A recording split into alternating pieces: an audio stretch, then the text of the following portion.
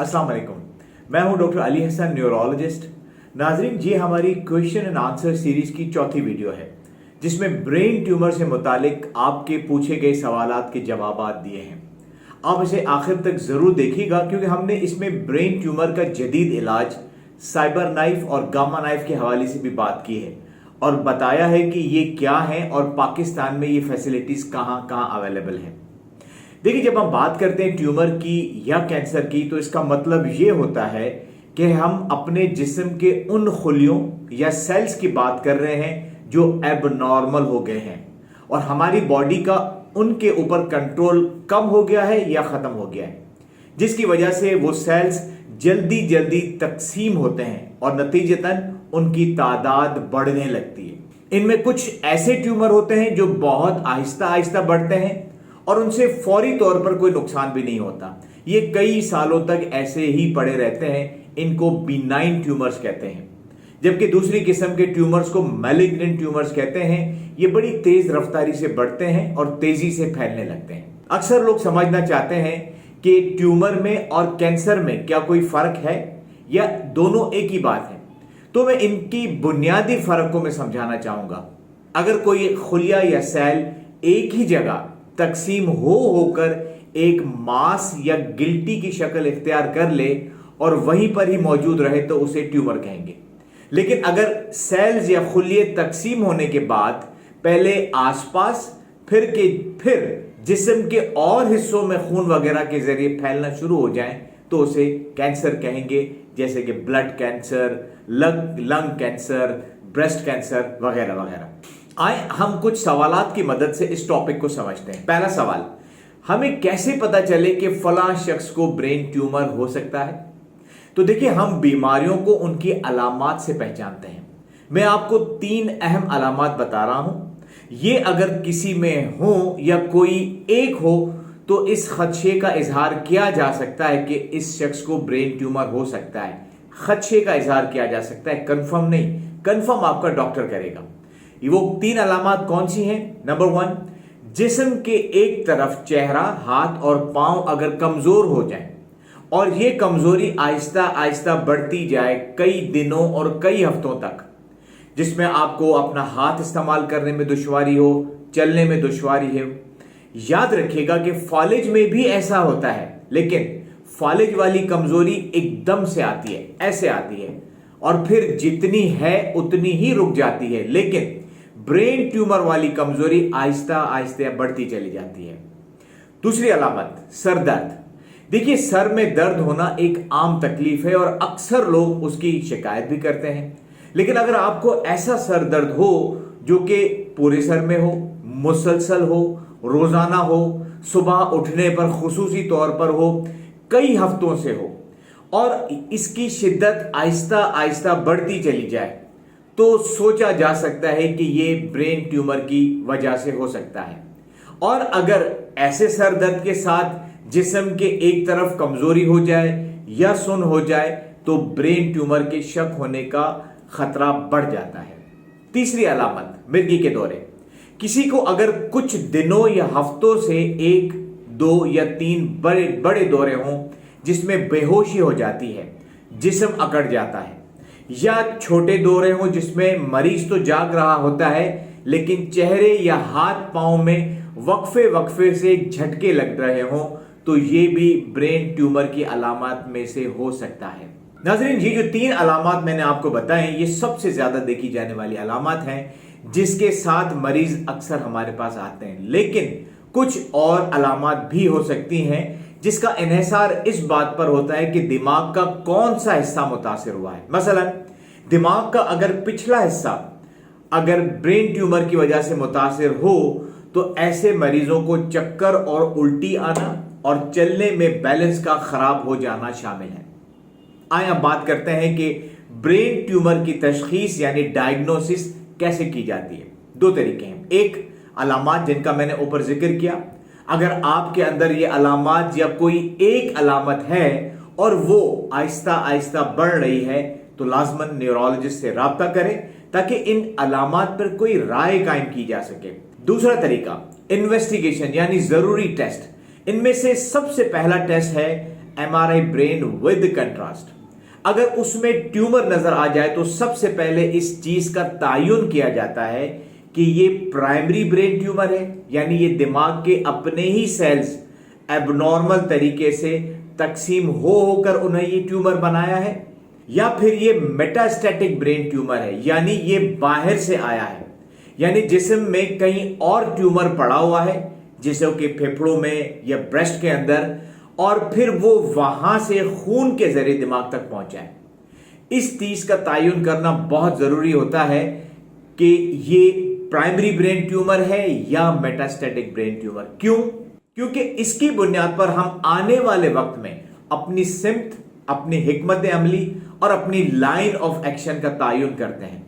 अगर तो ये प्राइमरी ब्रेन ट्यूमर लग रहा है, यानी ये ब्रेन का अपना ट्यूमर है, तो फिर इसको क्लासिफाई किया जाता है कि ये बीनाइन है यानी बेजरर है, या फिर मैलिग्नेंट है यानी खतरनाक। स्क्रीन पर आप दोनों किस्म के ट्यूमर की लिस्ट देख रहे हैं। बीनाइन ट्यूमर क्योंकि बेजरर होते हैं जैसे कि मेनिंजियोमा, तो अगर ये कमजोरी पैदा नहीं कर रहे, चलने फिरने में कोई इशू नहीं आ रहा, तो इनको ऐसे ही छोड़ दिया जाता है। आपका न्यूरोलॉजिस्ट, न्यूरोसर्जन या ऑन्कोलॉजिस्ट अगर जरूरी समझता है तो 6 से 12 महीनों में दोबारा MRI करवाकर इस बीनाइन ट्यूमर को चेक करता रहेगा कि इसका साइज वगैरह बढ़ तो नहीं रहा। लेकिन मैलिग्नेंट ट्यूमर क्योंकि नुकसानदेह होते हैं जैसे कि GBM ग्लायोब्लास्टोमा मल्टीफॉर्मी, तो क्योंकि ये तेजी से बढ़ने वाला ट्यूमर होता है, इसलिए कोशिश की जाती है कि जल्द अज जल्द इसकी बायोप्सी कर ली जाए। बायोप्सी का मतलब है कि छोटे से ऑपरेशन के जरिए या तो इस ट्यूमर को मुकम्मल निकाल दिया जाए या कम से कम इसका एक छोटा सा पीस निकालकर लेबोरेटरी में टेस्ट के लिए भेज दिया जाए, और उसकी आने वाली रिपोर्ट से न सिर्फ ये कि हमें ये पता चलता है कि कौन सी ग्रेड का ट्यूमर है, बल्कि ये भी पता चलता है कि मरीज को कौन सी थेरेपी देनी है वगैरह वगैरह। तो ये तो बात थी अगर हमें दिखने में ये लग रहा है कि ये प्राइमरी ब्रेन ट्यूमर है।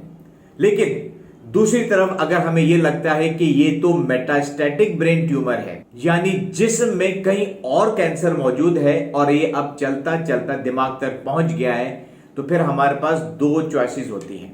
एक, या तो हम CT कैप यानी CT चेस्ट, एब्डोमेन और पेल्विस करवाते हैं। यह हमें बताएगा कि कैंसर सीने में है, पेट में है या पेट से नीचे।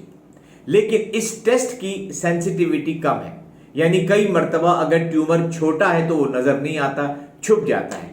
इसलिए CT कैप करवाने के बाद भी हमारे अंदर एक डाउट सा ही रहता है कि ये टेस्ट नॉर्मल आया है, पता नहीं इसने छोटे से ट्यूमर को मिस तो नहीं कर दिया। ऐसे में अब हमारे पास एक जदीद टेस्ट भी है जिसे हम पेट स्कैन कहते हैं। ये कराची में कुछ बड़े हॉस्पिटल बशमूल हमारा हॉस्पिटल डॉक्टर ज़ियाउद्दीन हॉस्पिटल में भी अवेलेबल है।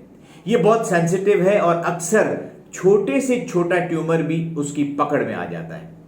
और फिर जब पता चल जाए कि जिस्म के किस हिस्से में कैंसर या ट्यूमर मौजूद है, तो फिर उसके अपने अलग अलग टेस्ट होते हैं जिनकी तफसील में जाना हमारे टॉपिक का हिस्सा नहीं। और अब बात करते हैं इलाज की। देखिए, अगर किसी को मिर्गी के दौरे पड़ते हैं तो उसको मिर्गी की दवाइयां दी जाएंगी। अगर ट्यूमर की वजह से दिमाग में प्रेशर है तो उस प्रेशर को कम करने के लिए स्टीरॉइड्स दिए जाते हैं। स्टीरॉइड्स सूजन को कम करने वाली दवाइयां हैं।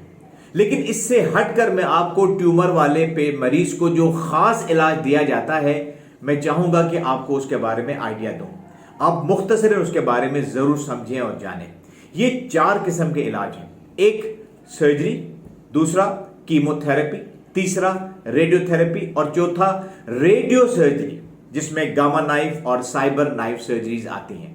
आए एक एक करके आपको मुख्तसरन बताता हूं। Number 1, surgery. अगर दिमाग में ट्यूमर ऐसी जगह पर मौजूद हो कि उसे बाआसानी खोपड़ी को खोलकर निकाला जा सकता है और इस तरह निकालें कि दिमाग के नॉर्मल हिस्से को कम से कम नुकसान पहुंचे, तो फिर ऐसे मरीजों में ओपन सर्जरी की जाती है। जैसे मेनिंजियोमा वगैरह को इसी तरह ही निकाला जाता है। दूसरा ट्रीटमेंट, कीमोथेरेपी। जब लेबोरेटरी से रिपोर्ट आती है उस ट्यूमर की जो हमने भेजी थी, तो उस रिपोर्ट की बुनियाद पर कीमो दी जाती है। कीमो दरअसल मेडिकेशंस होती हैं जो ज्यादातर इंजेक्शन की शक्ल में दी जाती हैं। ये कीमोथेरेपी अमूमन हफ्ते में 5 दिन और 5 से 6 हफ्ते के लिए दी जाती है, लेकिन ये कोई फिक्स शेड्यूल नहीं है, अलग मरीजों के लिए अलग अलग तरीका हो सकता है। तीसरा इलाज रेडिएशन थेरेपी या रेडियोथेरेपी। इसमें वो जगह जहां ट्यूमर मौजूद होता है वहां पर शुआएं डाली जाती हैं। ये इलाज भी 5 से 6 हफ्ते के लिए जारी रखा जाता है।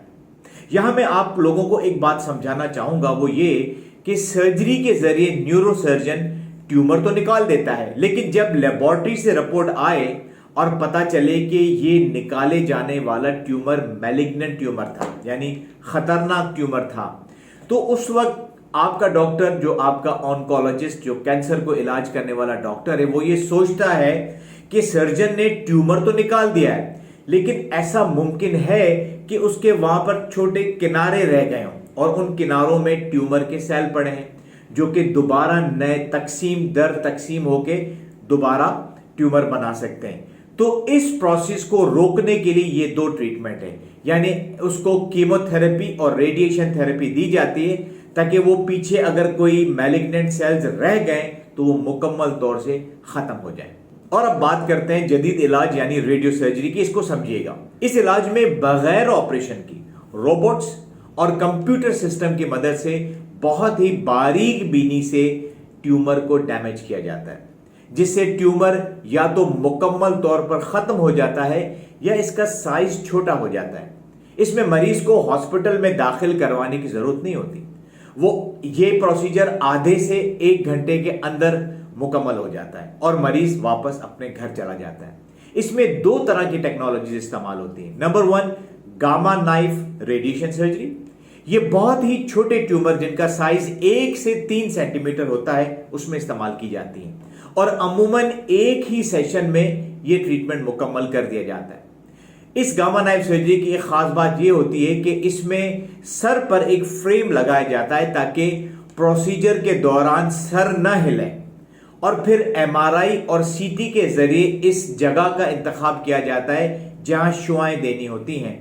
अमूमी तौर पर इस सारे प्रोसीजर के दौरान मरीज आराम से लेटा हुआ होता है, जाग रहा होता है और उसके फ्रेम वाला सर गामा नाइफ मशीन में रखा हुआ होता है, जहां उसके दिमाग के अंदर मौजूद ट्यूमर को शुआएं लग लग कर उसे डैमेज कर रही होती हैं।